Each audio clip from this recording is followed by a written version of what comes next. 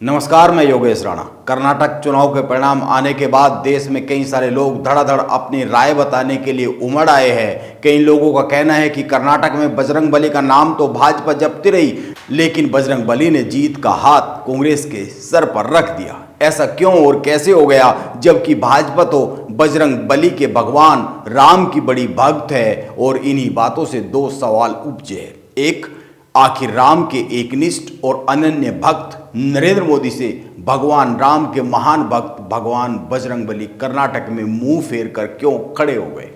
और दूसरा सवाल यह है कि क्या आने वाले चुनाव में बजरंगबली नरेंद्र मोदी से अन्य प्रदेशों में भी मुंह फेर कर खड़े होने वाले हैं।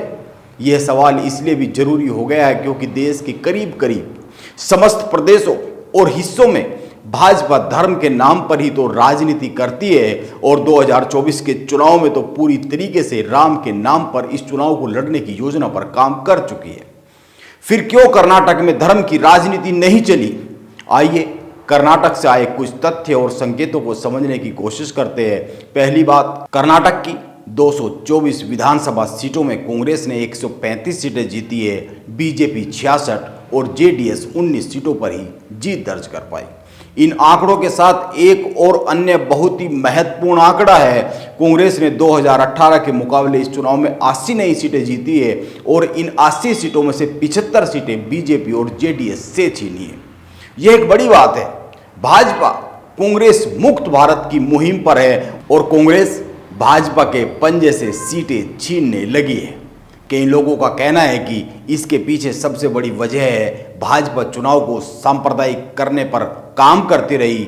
हिजाब विवाद, मंदिरों के मेले में दुकान खोलने वाले मुसलमानों के खिलाफ एक्शन, बजरंग दल को बजरंग बली से तुलना, द केरल स्टोरी, पूरे चुनाव में यह भाजपा की लाइन रही है।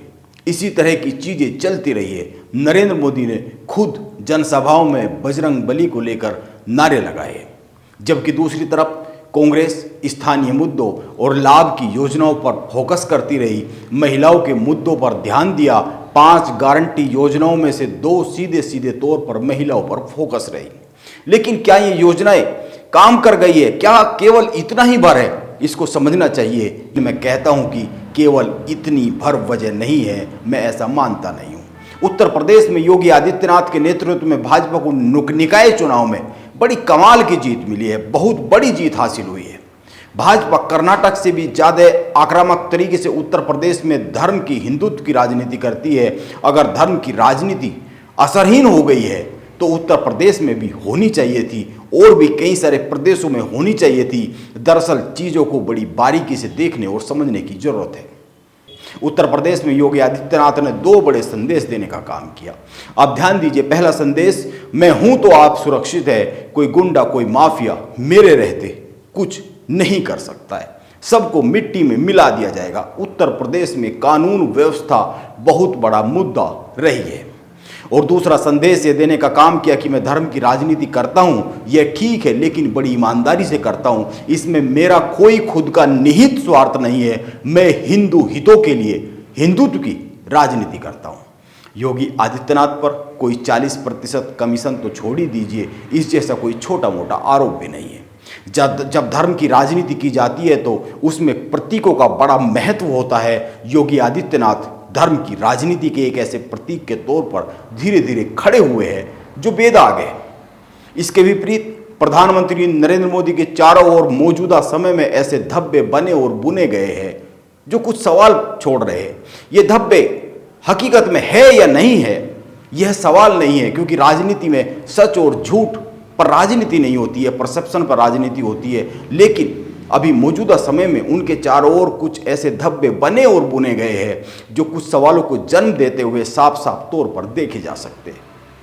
अडानी को अनैतिक, अनुचित और असंवैधानिक लाभ पहुंचाने का आरोप, कर्नाटक में एक दागी नेता से फोन पर बात करना, उनको थोड़ा झुकते हुए मदद मांगना, ब्रिजभूषण शरण सिंह को लेकर कोई भी एक्शन न करने का आरोप। इन आरोपों में कितनी सच्चाई है, कितनी सच्चाई नहीं है, इसकी गहराई में मैं जाना नहीं चाहता हूं।